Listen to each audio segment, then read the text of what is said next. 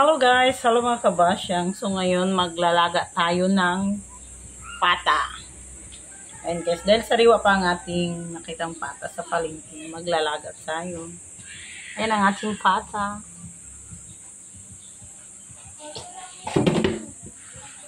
Guys, luto na ang ating nilagang pata. And then, ito. At syempre, hindi mawawala ang ating sausawan. Kainan na. Yung pata natin, pag-unahan ang ating piliin dahil malaman siya. And then, slicein pa natin ito maliliit. Hindi masyadong niliitan. Ayan, liitan pa natin yan. And then, ready din tayo ng meron din tayong Baguio beans. And then, meron tayong sibuyas. Luya, naglalagay ako ng luya pag nilagang pata, guys. And then, maglalagay tayo ng mais at gabi. And then, syempre, di mawawala ang ating pechay Baguio. Ayan. At meron tayong sili pang sausawan mamaya. So, mag-start na tayo. Masyadong malalaki ang ating pata, guys. Slicein natin siyang maliliit para mabilis siyang lumambot.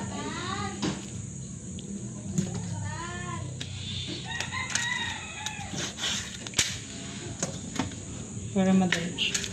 I-pressure cooker natin siya ng 15 minutes.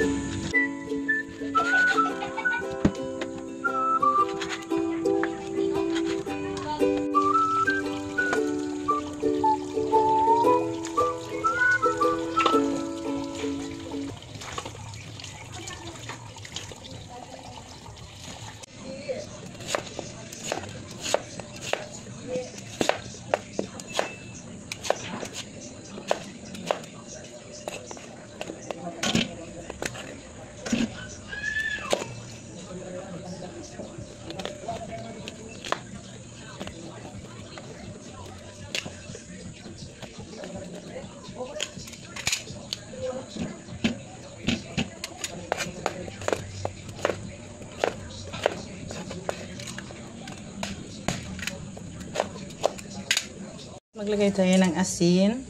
And then, isabay natin ng ating sibuyas at luya. And then, mag-add din tayo. Sabay na din natin ng ating gabi and then mais para sabay-sabay siyang lumambot. And then, mag-add tayo ng konting, lagay lang tayo ng konting magic. Ang palasa. And then, mag-add tayo ng konting patis.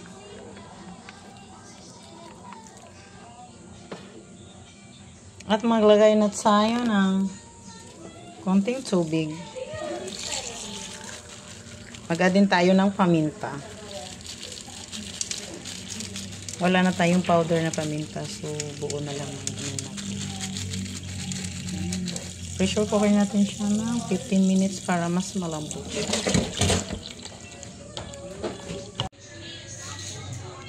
After 13 minutes, malambot na po ang ating pata.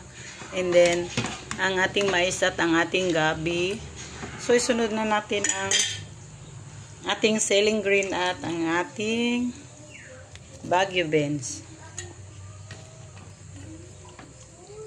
Na guys, ilagay na natin ang ating pechay Baguio. Sinadya ko talaga to guys, damihan ng ating pechay Baguio dahil masarap to siya pag half cook. Ayan, luto na ang ating nilagang pata.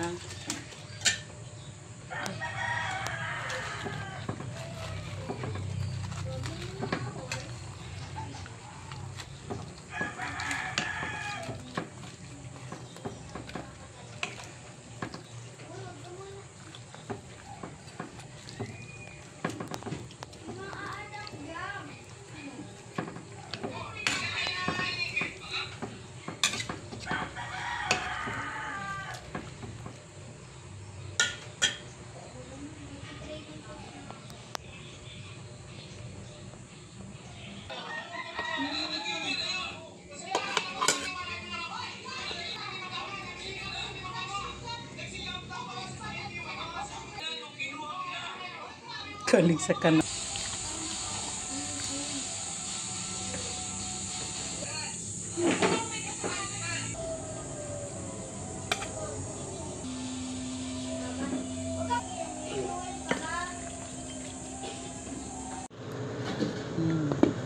Kaya masarap guys yung taba niya. Ayan, isa-usaw natin sa sili. Ayan na guys, kain na tayo.